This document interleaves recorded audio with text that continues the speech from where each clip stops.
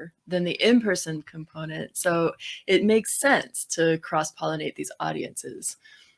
Yeah. It's like it's when I think about this like, the metaverse and the digital world, right? So once we have it in 3D, it's not supposed to be that different, like theoretically, than really meeting people. Do you think about this like direction or not? I mean, so far, my feeling is that the metaverse feels really gimmicky, and more than virtual reality, I believe we will move to augmented reality. So instead of disconnecting from the real world in a virtual reality headset, where maybe we're forgetting to eat and take care of our bodies, and Maybe. make in a sort of a make believe, um, personality or something. At least right now, I'm feeling the future will be more like glasses that add different data layers on top of the real world. So let's say you're at an in-person event. Maybe you're at a sporting event, for example. Maybe you're going to choose, if you're a really geeky person, to add a data layer on top of the event, and you can see all sorts of stats that you're interested in about different players. Or and your kid adds a cartoon layer on top of that sports things, and they see explosions and Yeah. rockets and capes on the sporting Yeah. players, right? It makes sense. It's like what you have in Instagram, that you have these glasses or a mustache, and Right. you have another layer. Like Mm-hmm. there are many places that you have like a photo booth in the event, right? And they Mm-hmm. have these costumes that you put on in order to have like a fun picture of people in the event, right?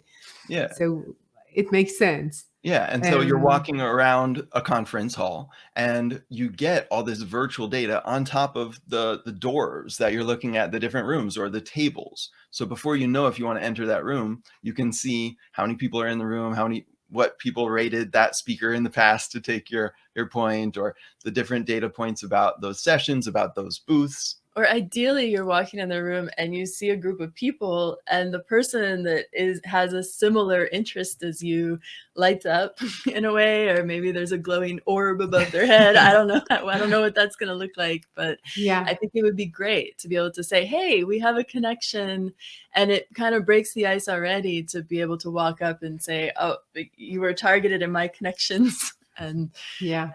a lot more Makes sense. efficiency. So when we talk about events, we can include music concerts and festivals and sports and exhibitions and conferences, corporate events and seminars, and even more than that. So how do you think different markets will change in the future? Yeah, so I mean, I gave that sports example already. I think that would be a lot of fun. I Sports think events. similar Yeah. things will apply. Let's say you mentioned music. So let's say you're Right. walking around a festival. Um, you have a lot of ground to cover at a festival. So through your festival app, you could see live versions of all the stages, and not only the content, but what are the people online and in person saying about these different sessions, either at a festival or same at a conference. Here's a live stream of the reactions, the insights, the photos, the video clips from the different content happening, and the perspectives of online versus in person. I think will be really fun to see as both Yeah. types of an audience explore and collaborate, share their Yeah. experiences. Yeah, that makes sense. But like, let's say like sports event, like a football game. So when you're going there, you have this energy of the crowd, right? So I'm not that of a sports lover, but I could imagine how it's going to a foot. Like for you, it's football. Like in Israel, it's soccer, but it's the Right. same thing, right? Uh-huh. So and you have this kind of a show, right? So you have this experience which is very, versatile with all your body, you hear everyone in surround, right, shouting, right? So it seems that in order for these events to be more immersive, people need to know how to create these events, as you said, like for the speakers to know to be more engaging, or for the musician know how to relate to all these like additional feedback that they're getting, because if not, it will be so separate than the real thing, right? Wow. Yeah, this is so fun to brainstorm with you here. So I think, one part of it is just creating an experience for the attendees to feel more engaged. So maybe at sports, people could be in real time maybe they have the ability to create their own little highlight videos, right? They can just clip their favorite play, choose their angle, and share it in a very Yeah. good way. You know, letting it be easy for your attendees at any type of event to share your content is so valuable, right? And Yeah. the attendees love that. And then You maybe know, there's what it reminds me of. I know that you have it in football. I think that the camera goes to the audience, and then they need to kiss, right? Something yeah, like it's the in cam, football, right? right? We don't have that in Israel, I guess, Okay. but it's very similar, right? So if I create something that I'm like in the middle of the game, I'm seeing the game with friends, whatever, and I want to share it with everyone, it's very similar to this camera going to the audience and hmm trying to capture these moments. Yeah. So, I mean, this is a service that we offer our conference clients often is highlight videos. Okay. So we take out the favorite clips from different speakers in one session, give you a 2-minute or 1-minute video summary of an hour-long talk.